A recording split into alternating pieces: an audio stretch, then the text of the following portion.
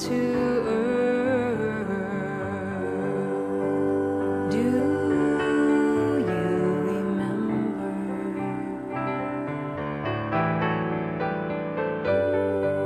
Why have we taken birth? Do you remember? Thank you. Good morning. How many of you want to be fearless? No, you don't. Fear is actually healthy. Did you know that? You see a large car coming at you without any fear, you're just going to stand there, right? So fear has a healthy place for us. People who appear fearless are people who have worked through whatever fears they're doing. But I first want to talk about the fact that there are times when fear is a very healthy thing for us to have. So being fearless is kind of a misnomer. It's being in control of, or we run our fears rather than our fears running us. How many people would like to run your fears instead of your fears running us? I'll go with that one too. Okay, we good? So you don't want to be completely fearless. So there's two kinds of fear. One is a realistic one. It's a fear that's based on something that's happening that we deem is an imminent threat and is a potential danger. And all it says is, wake up, pay attention. Pay attention.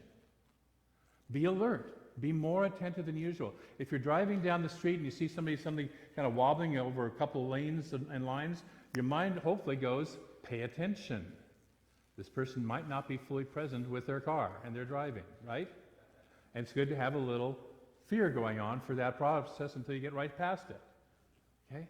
We're facing an unfamiliar situation, something we don't like, or not something we don't like, but something we have no previous experience of, and our fear might say, pay attention.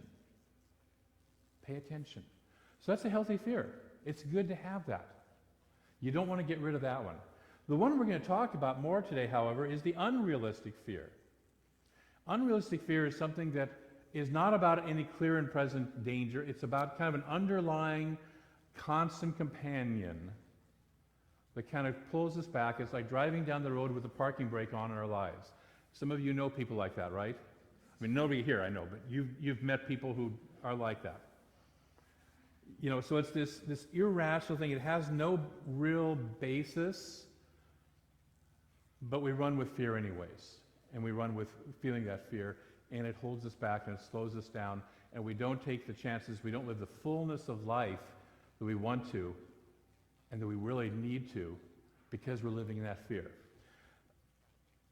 I was talking with this past week, a couple days ago, I was up in Eugene, Oregon for they're having their 45th anniversary celebration, and Dr. Ken Gordon, who's the community spiritual leader for all of the Centers for Spiritual Living, was giving the keynote speech. And he talked about being over in the Ukraine, which is the center that our own Reverend Barbara Leger from here operates over in the Ukraine. And he talked about when he walked down the street in Ukraine, he said, and this is even before all the stuff was going on, but most of the people were like cardboard cutouts, just flat, two-dimensional. They wouldn't even, you know, it's not like they would look at you and not make connection. They would just look through you or not look at you at all. Okay? Very shut down, very inward and like that. And then he said he walked into the room of the practitioner students and the people that were in with Barbara's group, and he said it was like color was added and lights were on, and you know, these people were living more of a full life. They were not living in that same shut down, you know, two-dimensional life. It was like all of a sudden here's three dimensions going on, you know, and color and joy, and as he said, the rheostat was turned up on these people, way up over what it was in the rest of the Ukraine, the rest of the people. So that's people who are living with less fear. Fear calls us to be alert. Good, healthy fear calls us to be alert and pay attention. Ken told the story of when he was young, when he was about 4 or 5 years old, he saw this really pretty glowing thing, and so he stuck his hand on it. Yeah, it was the burner of the stove. And so he learned very quickly to fear the stove. When he was 12 years old, he had a job as a dishwasher in a restaurant, and in order to put the dishes away, the dishes for the chef were in a rack over the grill. So at 12 years old, he's stretching across the grill, putting these dishes into this rack to stack them up. And as he said, he had to overcome his fear of, being burned, getting his hands burned again.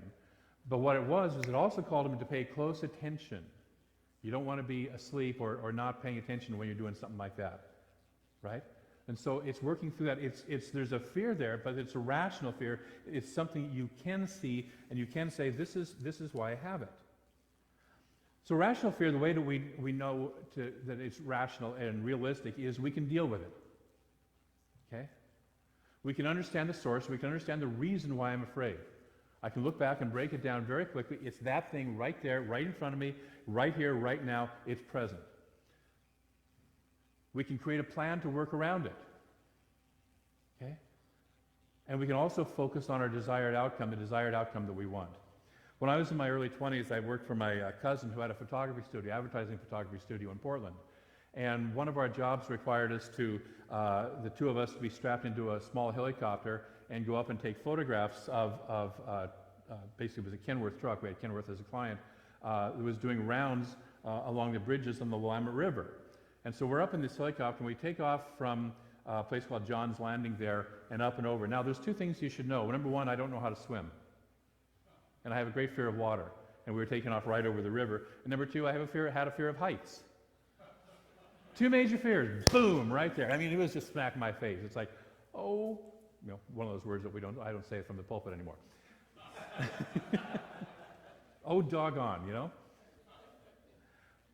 And I had this moment where I realized I could just be in that fear and be paralyzed by a fear, or I could just, and what happened was something kicked in and I said, okay, either I'm going to die or I'm not. Let's start loading film. And it was just get on with the job at hand. Get on with the job at hand. And so that's the way that we can deal with a rational fear is you get a bigger focus on what needs to be done in the moment. So if you see that large object coming barreling down at you, like a car, you can jump out of the way. You can do something, and it motivates you to do it. Oftentimes it gives you extra strength and extra speed, right?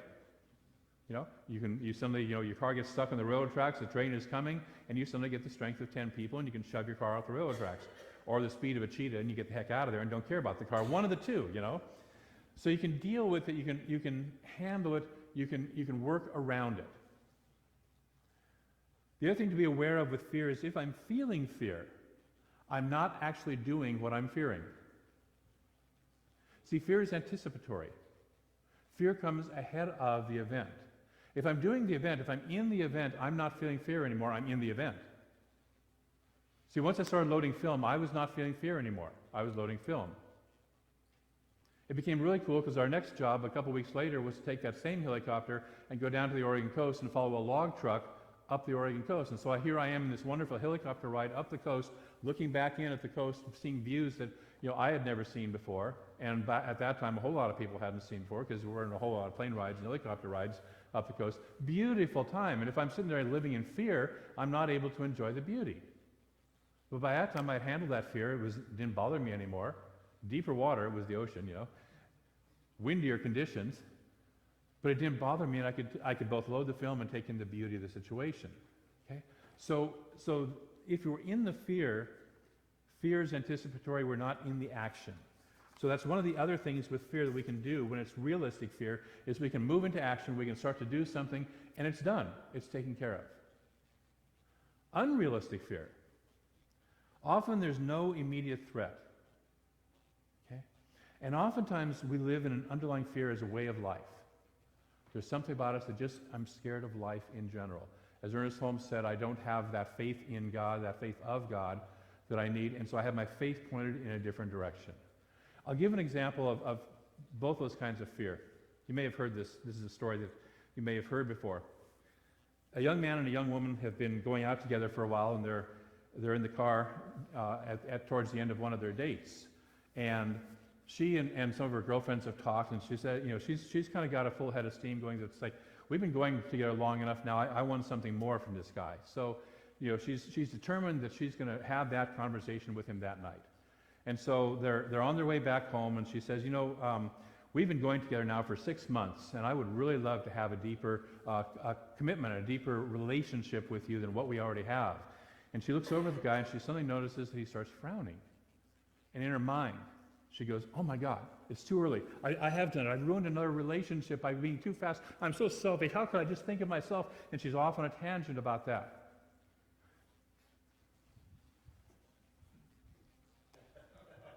The guy is sitting there going, we've been going together 6 months. The last time I got my oil changed was just before we started going together. And I usually change my oil every 3 months. How did I let that get away? How could I have done that? I'm so sorry. I don't really mean to put any pressure on you. It's just that I really love you and I really want to go, and on and on and on. I better make an appointment tomorrow to get the oil changed. And on and on. Okay, you got it? So she goes home that night. At the end of it, she says, sobs, I'm sorry, and how much she loves him. And he has this vague idea that something has happened, but he's not quite sure what. And she'll go off and spend the next several days with her girlfriends on the phone analyzing the relationship and what she did and what he looked like and how it went and all that stuff. And he will go down the next day and get his oil changed and have that little click in the engine that he's been listening to also checked out. Okay? She's living in irrational fear because she doesn't know what's happening. He's actually living in irrational fear. Oh, my car, needs a little attention, and he goes and does something about it. Okay? We've all done that, men and women, right? When guys walk in, you've worked on a project for months that you want to present to your boss, and you walk into the boss, and you finally, I want to do this, and you lay it on his desk, and he just kind of frowns at you and says, I'll take a look at it later, and that's it. It's like, you've just put in 6 months worth of your life, overtime and at home and all this stuff, working on this project, and you leave and sit there and go, that ungrateful SOB. And you go home to your wife that night and say, I'm leaving. I've had enough of that company. I would put all this in. Meanwhile, the boss is sitting there going, yeah, get this guy out of my office. I got this thing stuck in my teeth. I just want to get a toothpick and a glass of water and right? And then he takes it home and looks at the plan and says, it's brilliant, So we all do this. We all do this stuff. We want to ask somebody out. But we remember something that happened way back in high school when we tried to ask somebody out and we got shot down. We want to have a different experience. And we remember sometime a long time ago where when we tried that, it didn't work out so well. Anybody besides me ever have that happen to them? Okay. A couple of you have. Okay, great. Most of you in the front have never had that happen. That's good. All right. So there's no immediate threat. It arises from our insecurities, and we have faith in something other than God and other than our own ability to express our God nature. Sometimes our fear is, I won't be good enough for the situation. And what it is we have faith in negative or painful outcomes. That's where our faith is. So when you start to feel that irrational fear, ask yourself, what am I actually believing in? What do I believe is actually going to come out of this? And notice what that outcome is. Notice what that is. Because oftentimes, if you really listen to that little voice, it'll sit there and go, if you do that, you're going to die.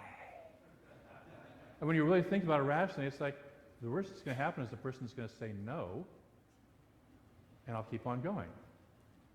You want to go for that new job, but you don't dare because they might say no. They might. So how do we deal with fear? How do we deal with that irrational fear? Emma Curtis Hopkins tells us that God acts through confidence in good. God acts through confidence in good. When we are living in the confidence of our good, as a reality, as what is happening, that's where we open to the spiritual self, that spiritual power of ourselves being able to act. When the Israelites got to the promised land the first time, they did not believe that God would act through them to land them in the promised land. They looked at the giants, they looked at the stuff, they said, oh my God, this is bigger than us, let's run. Okay? When they arrived the second time, they knew that God was with them and they had no problem taking care of whatever business needed to be taken care of. It's the same with us. Do we have that faith in God? Do we have that confidence that we're working with God? Ernest Holmes reminds us that God plus one is majority. God plus one, you're the one, by the way, is the majority. So the first thing we want to do to deal with the fear is, number one, identify what is the real fear and belief. What's the real fear? What's the real belief that's operating? Because oftentimes it's not the one we think it is. And sometimes we're not even realizing or aware that there's a fear or a belief running underneath the layer of what we're doing. We're just holding back. We're just holding back. So part of it is, the first step is to start to become aware and say, what's really happening here? Why am I not living full out? What is really underlying that? And sometimes it helps to ask, a practitioner or a coach or even a friend who knows you well and will be honest with you. What have you noticed me doing when stuff is not working out? What does it look like? What does it feel like? What's the real belief? And oftentimes it's not what we think it is. So for example, we might have a fear of relationship, a fear of going deeper in our relationship. What we're afraid of is our fear of getting hurt. It's okay just the way it is. Let's just keep it right here. Don't want to go deeper. Could expose something. She won't like me. He won't like me. Okay? Let's just keep it right on the level. Let's just keep it safe. This is one of the big things we do when we're living in fear, is we just try and keep a status quo of everything's just fine right now. Let's not rock the boat. All sorts of things like that, right? If it ain't broke, don't fix it. So we have a fear of hurt. We have a fear that our source of love is outside of us. That person is my source of love. And if I upset him or her, I will never have love again. I will be cut off from love. Where's our source of love? God, within and all around. When we're aware of that, we can even have relationships leave us, and we grieve the relationships, and it hurts, but we also know that we're still immersed in love. And we can tap into that love every time. And it's a different energy than, oh my God, I can't live if living is without you. We can't, we're not doing that. No encores. We might have a belief that I'll repeat the past. If you're like me and you have a history of dysfunctional relationships, don't put your hand up. You might come to the belief that either there's something flawed with me in relationship, or there's something flawed with me in my ability to pick relationship partners. It's not me in the relationship, it was them. Thank you. A few people got that as a joke. But we're afraid that we'll repeat the past. And so again, we either won't try. When I got out of my last marriage, I was at the point for quite a while of, I'm just going to live the rest of my life by myself. Yeah. I was still in that mode when I arrived here. I'm going to live the rest of my life by myself. I'm not going to do relationships no more. I'm done with those. I'm happy. I like myself. I enjoy spending time. It's one of the most intelligent people I know to spend time with. I'm a good conversationalist. And I can talk about whatever I want to talk about. Eventually, as you know, I turned that corner, changed that mind, because evolution is always forward. Evolution is always forward. So every relationship we're ever in is an evolutionary step to a better relationship, to a better understanding of relationship. Every job we've ever had is an evolutionary step. And sometimes you may sit there and go, I'm not sure, but that might have been a dodo bird part of the evolutionary step. But it is an evolutionary step. Even if it seems like a sidetrack, there's no wasted lines in God. And so if we do our work as we go through these processes, and we're afraid we'll repeat the past, we start to do our work, we won't be repeating the past, because we'll not be the same person who stepped into that river the first time. So the second thing, after we identify what's the real belief, is we start to remember the law of attention. And the law of attention simply is what I put my attention on increases. So if I'm going to put it on the fear of what I'm afraid will happen, guess what's going to increase in my life? Yeah, more and more of either things not working out, or at least the appearance of things not working out, or the belief that they're not going to work out, so I won't even bother to try. That will become the biggest, movingest, brightest object in my sky, in my field of vision. So I have to start to remember where I want to put my attention on, and that leads us to number 3, change my attention from failure to success. Because when we're living in that ongoing, unrealistic fear, we have an expectation of failure. And so I start to change my attention. I start to say, what would it be like to have what I really want to have here? And am I willing to make that more attractive than what it is that I'm afraid of? Am I willing to make that bigger, brighter, more bold, more moving in my life than the fear? Because the fear can, appear like that big boogeyman, but it's more like a shadow play on the wall, where you go on the wall. I can't do it here because the sun's not in the right place, but you go on the wall and you can go like this, and it appears as if this big rabbit, huge, scary rabbit. Rabbits are scary. That's a real fear. Yeah. But it appears as much bigger than it really is. And so when we start to shrink it down to the size that it really is, and we start to grow our desire for what we really want into much, much larger, we're going to go for that. We will naturally go for that because it will become more realistic for us. So we make it bigger and more important than the failure. And then the final step is something that Reverend Mary talked about last week, is we apply love. Fear cannot exist in the presence of love. So the question to ask myself is, where do I need to apply love in this situation?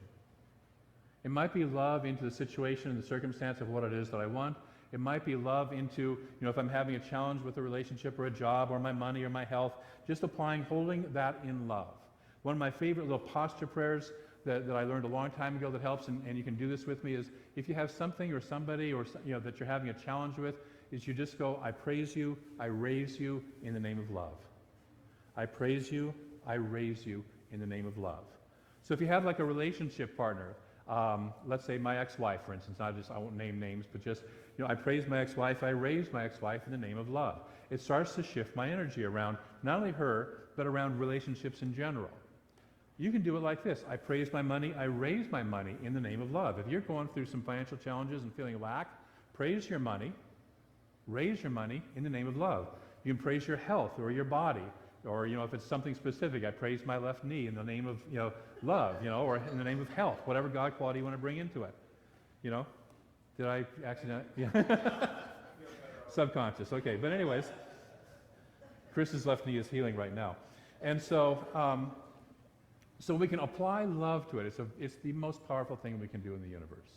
Okay, so those 4 steps. Number 1, identify what's the real fear or belief that's operating. Pay attention. Dig down under the surface. Do your work. Because it's not the conscious mind thing, it's the subconscious mind thing that's running us. And so getting down and doing that work that digs into there and says, what's the real belief? That's what, whenever we do a practitioner session with somebody, that's the first thing we work with them. We listen to the story, which is the surface stuff, and then we start to ask the questions to drill down and say, okay, so what's underneath that surface stuff? What's the real belief that's operating here? And then we go and start to deal with that belief. We go for the root instead of the twigs. So we're identifying what's the real fear or belief. We're remembering the law of attention. We're applying the law of attention to change our attention from failure to a success. And finally, we're applying love. Can you do that? A couple of you can? Great. How about the rest of you? Can you do that? Thank you. Okay. Dr. Ken Gordon said that on awakening every morning, he asks himself, what am I still frightened of? What am I frightened of today? And starts to work on that. Wouldn't that be a great way to live? Every day you take down a little more of your fears. Every day you sit there and go, what is it that's still frightening me? And you start to work through that. And you start to take another layer off of that. Pretty darn soon you're not living in fear anymore. Pretty darn soon you are the master of your old belief systems and your old fears. So this week what I'm going to invite you to do is do that process, do that practice. When you wake up in the morning, ask yourself, what am I afraid of? What am I still afraid of? Just notice. Don't beat yourself up, by the way, for it. Just notice, okay? And then number 1, address it. Name it. What is it that I'm afraid of? Because otherwise it's just this sort of underlying, you ever have one of those days where you just have this underlying icky feeling and you don't really know what it is? Doesn't it help when you finally figure out, oh yeah, I know what it is. It's that 3 margaritas that I had last night, or it's the, it's the seafood that didn't settle well, or it's the, the fact that I haven't had any sleep for 3 days in a row, or whatever. Once you can name it, you can start to deal with it. It's the baby who gets up every 2 hours. We went through that recently. So address it, name it. Number two, ask, is it current or is it an old pattern? If it's current, in other words, if it's a realistic fear, then what do I need to know and what do I need to do? What questions need to be answered? Oftentimes the fear is asking us for more information. I'm going to make an investment and I have a little bit of concern about the investment that I'm going to make. And by investment, it can be money, it can be time into something, it can be love, it can be whatever I'm investing in. Okay? And I have some questions. I might ask myself, what do I need to know in order to feel safe about this? What do I need to know in order, to know more about that? Maybe I need to do a background check on this person I'm falling in love with because I'm a little concerned about them. Maybe I need to, see a doctor about that ache that's been bothering me in my body for a long time. It's like, I can't tell you how many times I've had cancer in my life, but I've never had cancer in my life, Gosh, I've had this upset stomach for 3 or 4 days now. Maybe it's colon cancer, Or colon cancer. Colin's my friend. Colin's, okay. Okay? So is it realistic? And what questions need to be answered? If it's not realistic, if it's just some old thing that we know is running, how am I using this to avoid facing the real challenge? Because oftentimes we use that underlying fear to avoid facing what we really need to face, to avoid facing what is truly in our face. The other question that's really powerful is, what's the payoff for living in this fear? What's the payoff for continuing to have this fear operating in my life? Oftentimes it's safety, it's comfort. I don't have to grow, I don't have to take a risk, and so I just feel comfortable, things are good the way they are. What's the payoff? The third thing I'm going to do is I'm going to change my attention. So I'm going to make that outcome bigger and more bold and more bright and more powerful and more attractive than the fear itself. And I'm going to remember that God is the source. I'm going to use that wonderful phrase, feel the fear and do it anyways. Okay? So it's okay to feel the fear. That's why I say nobody's fearless. Nobody's fearless. The people who are successful feel the fear and walk through it. They get the answers, they do what they need to do to deal with the fear, and then they go and take action. And then finally, the last thing is we're going to apply love. Where is it in this situation that I need to apply love? So we're going to do 4 things. Address it. Is it current or an old pattern? Change my attention and apply love. That's your homework for the week.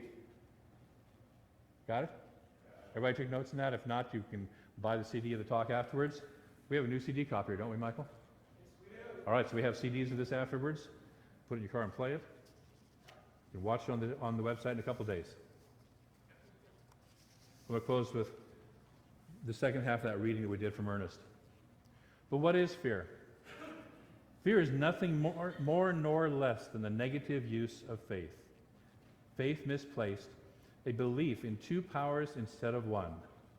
A belief that there can be a power opposed to God whose influence and ability may bring us evil. In other words, to correct all the evils of the world would be but to have the positive faith, faith rightly placed, a faith that lays hold of the integrity of the universe, the beneficence of God, and the unity of all life. Are you willing to have that faith in the oneness of God and your oneness with it? Because you are one with that. You plus God are a majority, and that means you're bigger than any fear that you can ever come up with. Let's pray. Knowing that there is only that one infinite presence, that one life, that one joy, that one full aliveness that is the divine.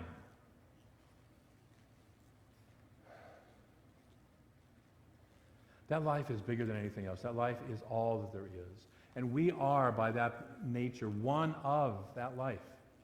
If it's all there is, we can't be outside of it. Nothing, no single aspect of us can be outside of that. There is no separation between us and the divine. And so we are one of that presence. The fullness of the love, the fullness of the power, the fullness of the joy, the fullness of the wisdom and creativity that is the divine. We are that now. And so I speak my word that each of us today wakes up more fully, more powerfully, more clearly to that truth, that knowingness of who we truly are. That is all that we need to be aware of, is who I truly am. And that alone is enough. If each of us truly got how God we are, it would be enough. Nothing would stand in our way. And so each of us, I invite us to take a breath in and to recognize that truth, that we are that divine essence right here and right now, fully expressing.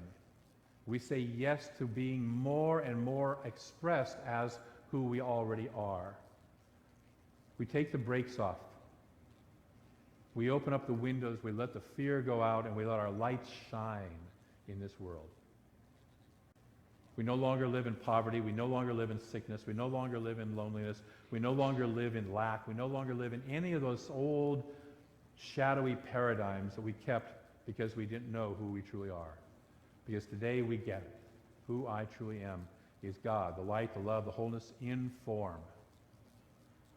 And so for this I give thanks. For each of us and for the degree to which any of us get this, even greater, I give thanks. I'm grateful for all the good that manifests from this process. I'm grateful for each of us who says yes to this divine process, yes to this knowing, yes to this wisdom. And so I release this word into that law that knows how to bring it into form and expression in each of our lives right here, right now. That as we are just simply willing to just say, yes, I'm willing to have this happen. I don't even know how it's going to happen, but I'm willing. I crack the door open to Spirit a little tiny bit. Spirit rushes in. And that is that law that is at work in our lives. And so it manifests this good, this joy, this freedom that we truly are in the most fabulous ways possible, right here, right now. So it does. And together we say, and so it is. Thank you. Thank you.